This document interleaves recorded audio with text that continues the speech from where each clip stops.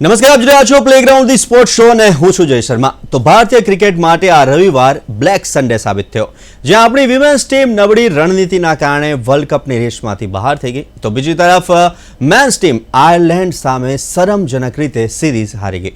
Australia સામે માત્ર હરમનપ્રીત કૌરની શાનદાર ઇનિંગ સિવાય વિમેન્સ ટીમનો વન ડે જેવો ધીમો સ્ટ્રાઇક રેટ નડ્યો, જ્યારે આયર્લેન્ડ સામે 1 રનથી મળેલી કારમી હાર અને વૈભવને ન રમાડવાના નિર્ણય ખેલાડીઓની પસંદગી પર આંતરરાષ્ટ્રીય સવાલો ઊભા કર્યા છે।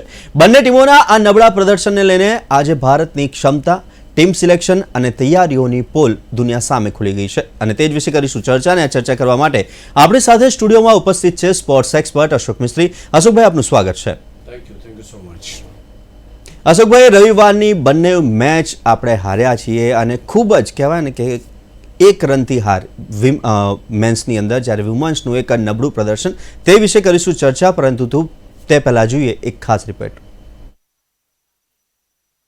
ભારતીય ક્રિકેટ માટે રવિવાર સારો ના રહ્યો। Women's cricket team world cup રેસમાંથી બહાર થઈ ગઈ, જ્યારે મેન્સ ટીમ શરમજનક રીતે આયર્લેન્ડ સામે શ્રેણી હારી ગઈ। વિમેન્સ વર્લ્ડ કપની મહત્વની મેચમાં ભારત તદ્દન સામાન્ય પુરવાર થયું। મહત્વની મેચોમાં આક્રમકતા અને રમત વિશેની ઓછી સમજ દુનિયા સામે છતી થઈ ગઈ। ઓસ્ટ્રેલિયા જેવી મજબૂત ટીમ સામે રમવાની રણનીતિ જોવા જ ના મળી। એકબીજા વચ્ચેની અન્ડરસ્ટેન્ડિંગનો અભાવ જોવા મળ્યો। તેમનો બેટિંગ ક્રમ અને તેમના શોટ્સ ગળે ના ઉતરે તેવા લાગ્યા। તો ભારતે પ્રથમ બેટિંગ કરી, પણ એકમાત્ર હરમનપ્રીત કૌરને બાદ દરેકનો strike rate one day game જેવો જ જોવા મળ્યો। હરમને શાનદાર બેટિંગ કરતા 207ના સ્ટ્રાઇક રેટથી 27 બોલમાં 56 રન બનાવ્યા। સ્મૃતિના 37 બોલમાં 38 રન, જેમિમાના 28 બોલમાં 34 રન, જ્યારે ભારતને મોટો સ્કોર ના આપી શક્યા। જેમિનાએ રિટાયર કરીને રિચા ઘોષને મેદાનમાં ઉતારી, પણ તેણે માત્ર 1 બોલ જ રમવા મળ્યો। શરૂઆતના બેટર્સ એટલું ધીમું રમ્યા કે ભારત પાસે વિકેટો બચી, પણ સ્કોર માત્ર 170 રનનો જ બન્યો। ખેર, બોલિંગમાં કોઈ ખાસ પ્રભાવ જોવા ના મળ્યો। ઓસ્ટ્રેલિયાની બેટર્સ, ખાસ કરીને એલિસ પેરી અને ગાર્ડનરે ભેગા થઈને ભારતીય બોલિંગની મિજબાની બનાવી દીધી અને 59 બોલમાં 100 રન બનાવી દીધા, અને ખેર, મેચ પણ જીતી લીધી। મેન્સ ટીમની પણ હાલત દયનીય જોવા મળી। આયર્લેન્ડ જેવી 11મા ક્રમાંકિત ટીમ સામે ભારત પ્રથમવાર શ્રેણી હારી ગઈ, તેમાંય બીજી મેચ તો 1 રનથી ભારત હાર્યું, ત્યારે ભારતની રણનીતિ પર આંતરરાષ્ટ્રીય સવાલો ઉઠવા લાગ્યા છે। બીજું કે વૈભવને નહીં રમાડીને તેને મનોવૈજ્ઞાનિક રીતે હતાશ કરવાનો ફરી પ્રયાસ થયો તેવું ચર્ચામાં રહ્યું। આ બંને મેચો હાર્યા બાદ ભારતની ક્ષમતા, તૈયારીઓ, પરિસ્થિતિ સાથેનું અનુકૂલન, ટીમ પસંદગી, તમામ પાસાઓ આંતરરાષ્ટ્રીય ફલક પર બોદા ઉતર્યા। અશોકભાઈ, ચર્ચાની શરૂઆત કરીએ તો રવિવાર ભારતને ફળ્યો નહીં। રમતગમત ક્ષેત્રે ભારતને ઘોર નિરાશાનો સામનો કરવો પડ્યો તેમ કહી શકાય, કેમ કે વિમેન્સ ક્રિકેટ અને મેન્સ ક્રિકેટ બંનેમાં ભારતનું પ્રદર્શન તદ્દન નબળું કરતા દૂરંદેશી વિનાનું જણાયું તેમ કહી શકાય। જ્યારે ભારતની વાત આવે તો આંતરરાષ્ટ્રીય ક્ષેત્રે જે ધમાલ મચાવનારા ખેલાડીઓ, શાનદાર રમનારા ખેલાડીઓ, મોટા સ્કોર બનાવનાર ખેલાડીઓ, કારણ કે લગભગ બધા જ ફોર્મેટમાં ભારતના બેટ્સમેન, સચિન તેંડુલકર લઈ લો, કપિલ દેવ લઈ લો, સુનિલ ગાવસ્કર લઈ લો, બધાના પોતપોતાના રેકોર્ડ, એ જ પ્રમાણે વિરાટ કોહલી લઈ લો, રોહિત શર્મા લઈ લો, અને સાથે સાથે 2011માં આપણે જે વર્લ્ડ કપ જીત્યા, અને રિસન્ટલી આપણે એક વર્લ્ડ કપમાં ફાઇનલમાં આપણે હારી ગયા, બટ વી હેવ પ્લેડ વેલ। એટલે ભારતની ગણના એક મજબૂત ટીમ તરીકે થાય છે, એક મજબૂત ખેલાડીઓથી ભરેલી ટીમ તરીકે થાય છે, અને જે પ્રદર્શન આ વખતે T20, હમણાં આપણે 2 વર્લ્ડ કપ જીત્યા છે, T20ના વર્લ્ડ કપ આપણે જીત્યા છે, અને ખાસ કરીને T20નો વર્લ્ડ કપ તમે જીતો છો એ ત્યાર પછી, અને વર્લ્ડની નંબર 1 આપણી ટીમ છે, તે છતાંય પણ કેપ્ટન બદલાયા, ખેલાડીઓ તો એના એ જ છે, ઓપનર્સ એ છે, 1 ડાઉન એ છે, 2 ડાઉન એ છે, એ જ છે, તે છતાં પણ આ પ્રકારનું પ્રદર્શન ક્યાંક IPLની ફ્લેટ પીચો ઉપર રમીને પોતાની બેટિંગને ચોગ્ગા છગ્ગામાં ઢાળી દીધી એવું લાગ્યું। ફ્લેટ પીચો હતી નહીં, ફ્લેટ પીચો નહોતી એટલે ભારતના બેટ્સમેન રમી ના શક્યા। તો બહુ જ મોટા લેવલ ઉપર ભારતની મીન્સ કે એમ કહેવાય કે યાર આ વિકેટો પર ભારત કેમ રમી શકતું નથી, ક્ષમતા ઉપર સવાલો ઊભા થયા। વિમેન્સ ટીમની તમે વાત કરો, વિમેન્સ ટીમ યસ, જ્યારે મેન્સ ટીમ હતી આપણે વન ડે ટીમ હતી, સોરી વન ડેની જ્યારે વર્લ્ડ કપ હતો, I was there in Mumbai to see the women's ટીમની ફાઇનલ જોવા ગયા હતા અમે લોકો. And you will be surprise, તે વખતે જે ખેલાડીઓ ચાર્જ હતા, every lady player was we wanted to win કરીને જે જુસ્સો હતો, જનૂન હતું, એ જુસ્સો ને જનૂન આ વખતે કોઈ પણ ખેલાડીમાં કોઈ પણ મેચમાં જણાવ્યું નહીં. So that is something which is very very sad કે તમે આજે T20 રમો છો અને તમે વન ડેની બેટિંગ કરો છો, તમે T20 રમો છો અને ટેસ્ટ મેચની બેટિંગ કરો છો. અરે આટલો સામાન્ય નિયમ કે તમે જે બેટિંગ કરો છો, બેટિંગનો સ્ટ્રાઇક રેટ કેટલો હોવો જોઈએ એ તમારે ધ્યાન રાખવાનું છે. Harmanpreet Kaur has done it. 200+ strike rate એનો હતો because she was knowing that she is playing T20. Why Shefali, why Smriti Mandhana doesn't know what are their roles? બહુ જ મોટા સવાલો છે. કારણ કે તમે કેટલી વખત સુધી તમારી વિકેટ જાળવી રાખશો? તમે પાવર પ્લેમાં you couldn't score the runs. તો આ તો T20 છે, પાવર પ્લે તો બહુ મુખ્ય વસ્તુ છે એમાં. અને યુ આર ફેસિંગ ઓસ્ટ્રેલિયા. આવી નબળી રણનીતિ સાથે તમે ઓસ્ટ્રેલિયા સામે કેવી રીતના રમી શકો? તો ઘણા સવાલો છે, એમાં કોઈ બેમત નથી. There is nobody happy the way women's team has performed. અને નોટ ઓનલી ધેટ, સરપ્રાઇઝિંગ વાત એ છે કે સૌથી નબળી ફિલ્ડિંગ ધરાવતી ટીમ ભારતની ટીમ છે. સૌથી વધારે કેચો ભારતે ડ્રોપ કર્યા છે આ વર્લ્ડ કપમાં. અને રાધા યાદવે જે 2 કેચ ડ્રોપ કર્યા તો આપણને એમ લાગે કે આ શું, શેના માટે આ લોકો ગયા છે ત્યાં આગળ? એકદમ ઇઝી કેચ હાથમાંથી સરકી જાય, 2 વખત એવું બને એક જ ખેલાડી પાસેથી. અને અને આમે ભારતનો જે આ પર્ટિક્યુલર વિમેન્સ વર્લ્ડ કપમાં ભારતે 13 કેચો ખોયા છે. Can you believe it? 13 catches have been dropped. જે પ્રમાણે સાઉથ આફ્રિકા સામે મેચ હાર્યા આપણે, એ રીતે એમાં જે એની મેઇન સ્કોરર છે મેચ કરીને, એના 3 કેચો એના ડ્રોપ કર્યા. તો આ પરિસ્થિતિમાં તમારી પાસે એક તો ટીમ સિલેક્શન, તમે તમારો ઓર્ડર અપડાઉન કરો છો. તમે ક્યારેક કોને જેમિમા રોડ્રિગ્સને આગળ મોકલો છો, ક્યારેક 5 નંબર પર મોકલો છો, એ ભાટિયાને પહેલાં મોકલી દીધી. તો ક્યાંય એવી સમાનતા જણાઈને કંઈ રણનીતિ ના જણાય કે આના પછી આને મોકલવા પાછળનું આ લોજિક ને આ કારણ છે. And everybody has forgotten one thing that they are playing T20 cricket. Everybody was શાંતિથી ઊભા રહો, ત્યાર પછી રન લો, અથવા તો અને બીજું સૌથી ખરાબ આપણી રહી ફિલ્ડિંગ.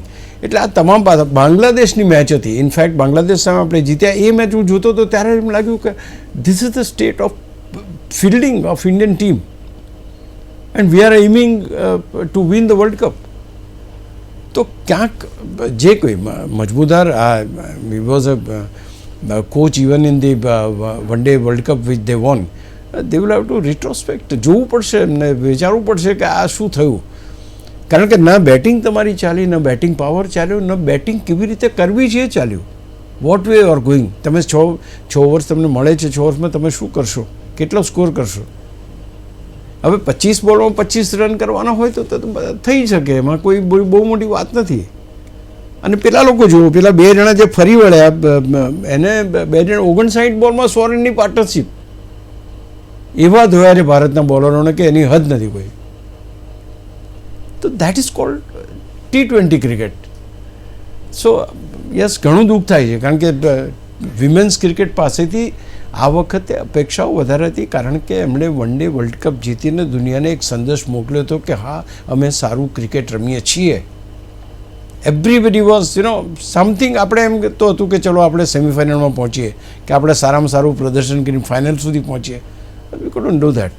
અને એટલા માટે આ જે ટીમ, એ ટીમ છે જે વર્લ્ડ કપ પહેલાં જીતી હતી. હવે તમે વિચાર કરો કે આ ટીમ વચ્ચેના ખેલાડીઓનું સંકલન પણ આટલું નબળું હોય તો ક્યાંથી ટીમ જીતી શકે? તો માનું છું કે there are lot to be done in T20 cricket. One day cricket કદાચ આપણે રમીશું એમ રમી શકીશું, પણ T20 ક્રિકેટમાં જે ખેલાડીઓ જે રીતે રમે છે, even Shefali Verma didn't play the way she want two.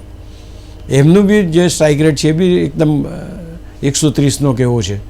તો કોઈ જગ્યાએ કોઈ સ્કોર સામે તો ધ્યાન જ નથી આપતું કે આપણે T20 રમીએ છીએ. તો ભલું થયું હરમનપ્રીત કૌરનું કે જબરજસ્ત એણે 3 છગ્ગાને જે શાનદાર બેટિંગ કરીને હાફ સેન્ચુરી મારી અને ઇન્ડિયાને એક રિસ્પેક્ટેબલ ટોટલ અપાવ્યું. અધરવાઇઝ તો આપણે પરિસ્થિતિ ખરાબ હતી આપણી.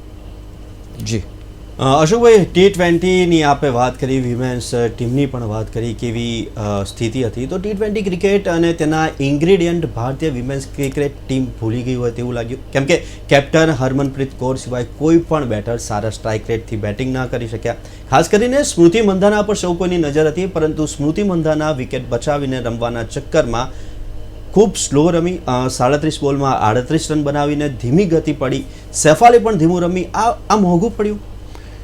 તમે T20ના ઇન્ગ્રેડિયન્ટ જેમ હમણાં મેં ચર્ચા કરી કે T20ના ઇન્ગ્રેડિયન્ટ છે કે ભાઈ તમે બોલ કરતાં રન વધારે કરો, તમારો strike rate is meaningful. Shruti Mandhana જેવી આટલી અનુભવી ક્રિકેટર, if she doesn't score runs in the power play, if she don't lift her bat to boundaries and sixes, then who will do that? આટલો મોટો અનુભવ છે, આટલો બધો ઇન્ટરનેશનલ અનુભવ છે, તો એ ખેલાડી ચોગ્ગા છગ્ગા નહીં મારે તો કોણ મારશે? Shefali Verma, she is also defensive. તો આપણે તો T20ની મેચ રમતા હતા અને એમાં જે મેઇન ઇન્ગ્રેડિયન્ટ એનો છે સ્ટ્રાઇક રેટ. એ તો શરૂઆત, મેં તમને પહેલાં કહ્યું કે પેલો હરમનપ્રીત કૌર રમી એટલે આપણે જીત્યા. બાકી એટલે જીત્યા મીન્સ કે આપણો સારો સ્કોર થયો. Otherwise we were not even able to score 125થી વધારે આપણો સ્કોર ના થાત. તમે જો બાકીની બધી રોડ્રિક્સ જે રમી છે 28 બોલમાં 34 રન, પછી એક ખાલી હરમનપ્રીત કૌર 27 બોલમાં 56 રન, કે 205ની કે 210ની એવરેજ. બાકી બધા જ બે. હવે તમે જો 20 ઓવરની અંદર ફાઇટ આપીને જો એક સારો સ્કોર ના મૂકી શકો તો એ સ્કોર કોઈ બીજો તો ચેસ કરી જશે. તો ક્યાંક ને ક્યાંક ઇન્ગ્રેડિયન્ટ જ ખૂટ્યા. આપણે વન ડેના પ્રમાણે જ રમ્યા મેચ અને T20નું પરિણામ આવ્યું. આપણી બોલિંગ તમે જુઓ, take it the other way round. આપણે બોલિંગની અત્યારે જ વાત કરી લઈએ કે ભાઈ બોલિંગ કેવી હતી. શરૂઆતમાં 3 વિકેટો આપણે ઝડપી લીધી. વી વેર એટ ધ ગ્રીપ. આપણી પાસે ગ્રીપ આવી હતી કે ઓસ્ટ્રેલિયાની 3 વિકેટ જલ્દી ગઈ, પણ આફ્ટર દેટ કશું કોઈ બોલિંગમાં જેને કહી શકાય કે એટલા બધા ચોગ્ગા છગ્ગા પડ્યા છે અને એટલા બધા શોટ વાગ્યા છે કે સાહેબ આપણને એમ થાય કે ના યાર, આ this is not the prime. તમારી પાસે સ્પિનરો નથી, તમારી પાસે ફાસ્ટ બોલર્સ એટલા છે નહીં, ફોર્મમાં છે ને તમે ટીમમાંથી બહાર મૂકો છો અને તમારે એક ખેલાડી ઇન્જર્ડ છે, એનું રિપ્લેસમેન્ટ તમારી પાસે સારું નથી.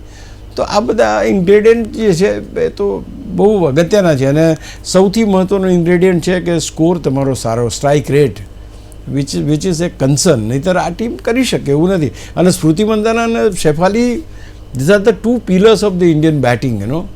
દે are suppose to play fast. Opener શું કરવાના છે? Opener has to go for the runs. Gautam ગંભીરાની પહેલાં કહ્યું હતું કે સેન્ચુરી માટે 10 બોલ બગાડવાના ન હોય, હાફ સેન્ચુરી માટે 2 બોલ બગાડો એ બેટ્સમેન જ ના કહેવાય. જેટલા થાય એટલા પણ રન મારો તમે. I think yes, we have not done well અપેક્ષા કરતાં. અને અપેક્ષા હતી, to be very precise, let me tell you, અપેક્ષા હતી કે આપણે સારું કરીશું, પણ નહીં કરી શક્યા. દેટ એક નિરાશા આ વખતે વ્યાપી ગઈ. જે રીતે કેચ ડ્રોપ થયા છે, જે રીતે ફિલ્ડિંગ કરી છે, જે રીતે બોલિંગ ચેન્જીસ કર્યા છે, જે રીતે બેટ્સમેનોના ક્રમ બદલ્યા, બેટર્સના ક્રમ બદલ્યા છે, વેરી અમેઝિંગ. અશોકભાઈ, આપણે હમણાં હરમનપ્રીત કૌરની વાત કરી. હરમનપ્રીત કૌરની વાત કરીએ તો બેટિંગ એની જોરદાર રહી. જે રીતે આપણે કહ્યું કે કેપ્ટને 27 બોલમાં 26 રન જોડ્યા અને 207નો સ્ટ્રાઇક રેટ પણ જાળવી રાખ્યો. પણ બીજા કોઈ પ્લેયર્સ છે એ આટલા મોટા સ્ટ્રાઇક રેટ સાથે કેમ ન રમી શક્યા? C, it is definitely mindset of yours. તમારા ઓપનિંગ બેટ્સમેન જો ના રમી શકતા તો પછી પાછળ ઉપર પ્રેશર આવવાનું જ છે. પાછળ ઉપર પ્રેશર એ આવે કે વિકેટ પડી જશે તો, અને એવરીબડી વોઝ સેવિંગ વિકેટ્સ. તો જ્યારે તમે એક બીજા મોડમાં જ આવી જાઓ, તમારો મોડ જ બદલે. પહેલો મોડ હોય કે તમે ચોગ્ગા છગ્ગા મારો, સામેના ખેલાડીઓ પર પ્રેશર લાવો, એને બદલે તમે ડિફેન્સિવ શાંતિથી રમો. They are not bothered. એમને હતું કે એક બોલમાં 1 રન કરે તો ક્યાં વાંધો નહીં, ભલે ને કરવા દો ને ઇન્ડિયાવાળાને. તો આ વસ્તુ જે છે ને, સામેની ટીમને એક સંદેશો મળી ગયો કે we are going to go like this only. તો એનું આ પરિણામ છે. કારણ કે બાકીના બેટ્સમેનો શું કરવાના છે? પછી બાકીના બેટ્સમેનને સૂચના કેવી હોય કે ભાઈ વિકેટ જાળવજો, હજુ 5 ઓવર બાકી છે. હવે આવી પરિસ્થિતિમાં બેટર જાય એ શું કરે? ઓટોમેટિક ડિફેન્સિવ થઈ જાય. તો જેનું શરૂઆત ખરાબ એનો અંત ખરાબ, એનો જેવું છે. શરૂઆત વોઝ નોટ ગુડ. આપણી જે શરૂઆત છે, જે પાવર પ્લેની અંદર રન્સ જોઈતા હતા ના બન્યા. અનુભવી બેટર્સે પોતાનું પરફોર્મ કામ ના કર્યું, એક્સેપ્ટ હરમનપ્રીત કૌર. હજુ બી રિપીટ કરવાનું મન થાય છે. She played like a brave, જબરજસ્ત રમી.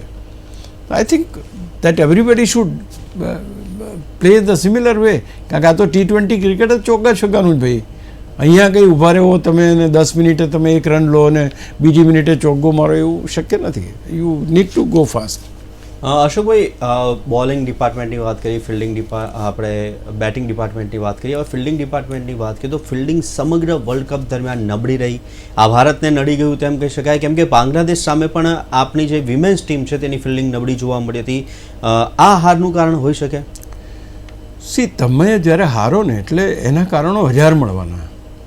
જીતો એનું કોઈ કારણ નહીં. જીતી ગયા, ચલો સરસ.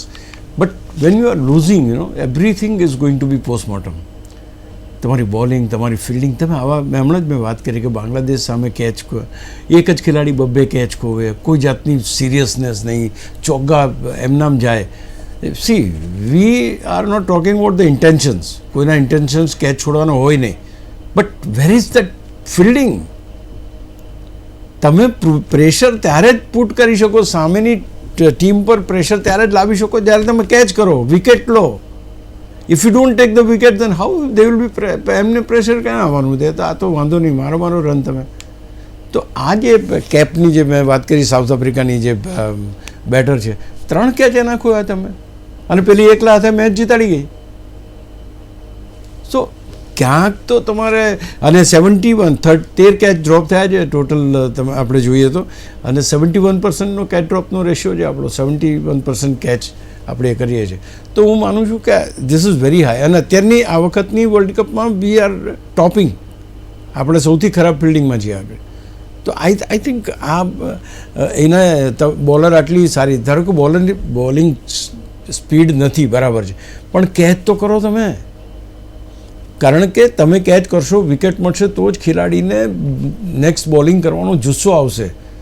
If you don't do the catching then what will happen? અને આવી રીતના સરેન્ડર થઈ જવાનો. પહેલાં 100 રન ફટકારી ગયા, 59 બોલમાં દે ધનાધન, અને આપણે જોતા રહી ગયા. તો ક્યાંક તો છે, ઘણા બધા એવા બ્લુ હોલ્સ છે કે જે ભારતે આગામી વર્ષોમાં એ કરવા પડશે. અશોકભાઈ, વિમેન્સ ટીમની તો આપણે ઘણી બધી વાત કરી લીધી. હવે મેન્સ ટીમની વાત કરીએ તો શ્રેયસ આયર કેપ્ટન તરીકે નેગેટિવ રેકોર્ડ બનાવી દીધો છે. પ્રથમ કેપ્ટન બન્યો કે જે આયર્લેન્ડ સામે શ્રેણી હારી ગયો હોય, શું કહી શકાય? સી, કેપ્ટન તરીકે હારવું એ તો પોસિબલ છે. આપણે ગઈકાલે એની આગળની ચર્ચામાં એવી વાત કરી હતી કે ભાઈ વિરાટ કોહલી છે, શુભમન ગિલ છે, અને ત્રીજો એક કેપ્ટન હતો. ત્રણેય કેપ્ટન એ પોતાની પહેલી મેચમાં હારી ગયા હતા, પણ પોતાની પહેલી શ્રેણીમાં હાર્યા. એ બહુ મોટું કહેવાય. જે રીતે શ્રેયસ આયર પાસેથી અપેક્ષા હતી, હું નથી માનતો કે એનું કોઈ પણ જાતનું કોર્ડિનેશન ટીમ સાથે છે. એક આઇસોલેટ ખેલાડી તરીકે રમતો હોય ને એવું લાગે આપણને. બહુ જ મહત્ત્વની વાત આ બને છે કે if you are a captain and if you do not લોકોની એમની સાથે, જે ખેલાડીઓ સાથે તમારે ઇન્ટરેક્શન કરવાનું છે, પરફેક્શન નહીં હોય, ક્લેરિટી ઓફ ધ રોલ નહીં હોય, ત્યાં સુધી તમે જીતી શકશો નહીં. ભારતમાં પ્રોબ્લેમ એ છે કે we have been on the top for many years. કેટલી બધી T20ની શ્રેણીઓ તો આપણે લગભગ જીત્યા છીએ, અને એ T20ની શ્રેણી તમે હાર્યા, અને એ પણ 11મા ક્રમની ટીમ સામે. અને એ તમારી પાસે એ જ બેટર્સ છે કે જે બેટર્સ છે કે પ્રોબ્લેમ એ થયો, ન તો એમણે પ્રયત્ન કર્યો કે આયર્લેન્ડની વિકેટોનો અભ્યાસ કરીએ, ના એમણે પ્રયત્ન કર્યો કે ત્યાંની વિકેટની બાઉન્ડ્રી જે છે એનું સ્ટ્રેટ બાઉન્ડ્રીનું અંતર ઓછું છે અને સાઈડ બાઉન્ડ્રીઝનું અંતર વધારે છે. Bowling department of Ireland was smart enough કે એમને એવા બોલ નાખ્યા કે ત્યાં હવે મોટી બાઉન્ડ્રી ઉપર શોટ મારવા જાય છે, બાઉન્ડ્રી ઉપર ઝીલાઈ જાય છે, ટ્રેપ કરવામાં આવ્યા છે, અને ટ્રેપમાં ભારતીય બેટ્સમેનો આરામથી ફસાઈ ગયા. વી શેપમાં રમવાનું. અને આગળ પણ ઉલ્લેખ કર્યો તમારા જમાનામાં, એમ કહેતા તમારા કોચ કે વી શેપમાં રમો તમે. વી શેપમાં કોઈ શોટ જ નહીં. જ્યાં સૌથી નાની બાઉન્ડ્રી છે, ઝડપથી શોટ આવી શકે છે, you are not trying there. તમે ટ્રાય કરો છો સ્ક્વેર લેગમાં, તમે ટ્રાય કરો છો પોઈન્ટ ઉપર કે જ્યાં બાઉન્ડ્રી મોટી છે. તો આ પણ એક બહુ મહત્ત્વની ઘટના ઘટી ગઈ કે તમે પુલ. અચ્છા, બીજું આઈપીએલમાં આ બધા આઈપીએલના હીરો છે, બરાબર. આઈપીએલમાં ફ્લેટ વિકેટો મળી એમને, રન બનાવો તમે. This are not flat wickets. હવે આ કન્ટ્રીની વિકેટો છે, એ તમારે જાડો પેલી ફ્લેટ વિકેટ છે, આ તો લાઈવ વિકેટ છે. એટલે એ જે સ્લોનેસ ઓફ ધ પીચ જે આવે, એ સ્લોનેસ ઓફ ધ પીચ એ લોકો પારખી ના શક્યા, ડિસ્ટન્સ સ્ક્વેર લેગને પોઈન્ટનું પારખી ના શક્યા, વી શેપમાં રમ્યા નહીં, અને આ બધા કારણોને કારણે. એટલે ઓવરઓલ શું તમે જોવા જાઓ, ભાઈ તમારી કેપ્ટનશીપ કેવી, તમારા કોચ કેવા, કેમ એમણે આ બધી વસ્તુને એ ના કરી. તો હું માનું છું કે it is a cumulative responsibility for this defeat, and this defeats involve even your coach also. Coach, captain and the team. Everybody has played. They did not play their own roles. અને એના કારણે આ હાર થઈ છે. અશોકભાઈ, men's ટીમની વાત કરી, વિમેન્સ ટીમની વાત કરી, અને ખાસ કરીને મેન્સની તો વૈભવની વાત કરવી છે. તો વૈભવને નહીં રમાડવાની કેપ્ટન અને કોચની જે જીદ હતી, તે જીદ કહી શકાય કે પછી ટોપ ઓર્ડરના બેટર્સને સેટલ થવા માટે અપાતો સમય છે, જેથી ઇંગ્લેન્ડ સામે સારું રમી શકે. શું આની અસર વૈભવ પર પડી શકે? તેની ડેફિનેટલી પડી શકે યાર. એમાં એવું છે કે ભાઈ વૈભવ સૂર્યવંશીને લીધો છે શા માટે? આટલી નાની ઉંમરે આટલું શાનદાર બેટિંગ કરીને ભારતના ક્રિકેટમાં એ સારામાં સારા ઓપનિંગ બેટ્સમેન તરીકે પ્રસ્થાપિત થઈ શકે એટલા માટે. હવે પ્રસ્થાપિત થયેલા બેટ્સમેનોને વીક લાગે છે કે કોની જગ્યાએ એ રમશે. એ તો ઓબ્વિયસ છે, એ જો રમશે તો એ તો એની સ્ટાઇલથી રમશે, અને એની સ્ટાઇલથી રમશે તો T20માં તો પોતાની જગ્યા બનાવી જ લેશે. તો ધેર વિલ બી સમબડી ને કે જેણે બહાર બેસવું પડશે. એ જ લાઈમાં જલ્દી આઉટ થઈ ગયા. બંને મેચોની અંદર રન્સ ના કરી શક્યા. સંજુ સેમસન જુઓ કે બાકીના કે અભિષેક જુઓ. તો વોટ ઇઝ હેપનિંગ? તો અચ્છા, બીજું તમે લઈ ગયા છો આટલો બધો, આખી દુનિયામાં એ થયું કે દુનિયાના બધા બોલર્સને એને ફટકાર્યા છે, એને તમે લઈ ગયા છો અને એને તમે ચાન્સ નથી આપતા. આઈ હેવ માય ડાઉટ્સ કે આ લોકો એમને ઇંગ્લેન્ડમાં રમાડશે કે નહીં. હા, તમે વિચાર કરો કે જેને તમે આટલું એ કરીને ટીમમાં સિલેક્શન કરીને સૌથી નાની ઉંમરના ખેલાડી તરીકે ટીમમાં લીધો છે, એ ખેલાડીને તમે રમાડતા જ નથી. એ છોકરા ઉપર શું અસર થતી હશે એ વિચારો તમે. એ તો દરરોજ કોલની રાહ જોઈને બેસતો હશે ને કે હું 11માં છું, એવો કોલ મને આવે. એને સિલેક્ટ કરવો ના કરવો એમની મુનસફી ઉપર છે, પણ કહેવાનું તાત્પર્ય છે કે જો તમારી પાસે આટલો સારો બેટ્સમેન આ ઉંમરે મળ્યો છે ને એને તક આપવાની છે, તો એને તક આપી દો. લઈ ગયા છો, સિલેક્ટ કર્યો છે ને ત્યાં લઈ જઈને નહીં. સોશિયલ મીડિયા ઉપર એક જ વાત ચાલી રહી છે, વૈભવને કેમ ના લીધો, અને કોઈ જસ્ટિફિકેશન નથી, ના કેપ્ટનનું ના કોચનું. બધાને એમ છે કે અમે અમારી ટીમ આવી રીતના જ હોવી જોઈએ, કોઈના પણ વગર. અરે ભાઈ ઠીક છે ભાઈ, એ વાત બરાબર છે, પણ અત્યારે હવે જ્યારે એને સેટલ થવાનું છે, લેટ હિમ સેટલ. ભારતીય ટીમમાં એને આવવા તો દો, તમે એન્ટ્રી તો આપો. એન્ટ્રી પહેલાં કેમ આટલો બધો ખળબળાટ ટીમમાં મચી ગયો છે, એ બહુ વિચારવાની બાબત છે. કારણ કે કોઈ પણ એક વ્યક્તિ સ્વાભાવિક રીતે ઓપનિંગમાં છે, એ પોતાનો સ્લોટ ગુમાવશે. બની શકે કે સંજુ સેમસન ના મળે તો જ તમારે નહીં કરવો પડે. સંજુ સેમસન સોશિયલ મીડિયાને બહુ જબરજસ્ત સપોર્ટ કરે છે, એટલે એ ટીમમાં રમ્યો.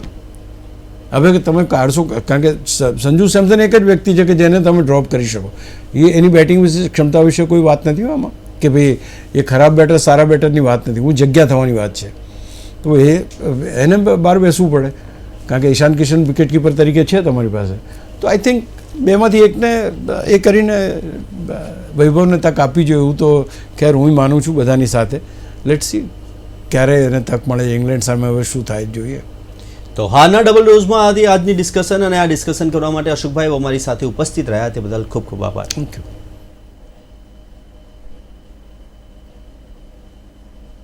તો આવી જ રીતના દરેક સ્પોર્ટ્સ ઇવેન્ટ્સના પ્રિવ્યૂ, રિવ્યૂ, એનાલિસિસ અને ડિસ્કશન માટે જોતા રહો પ્લેગ્રાઉન્ડ ધી સ્પોર્ટ્સ શો. નમસ્કાર.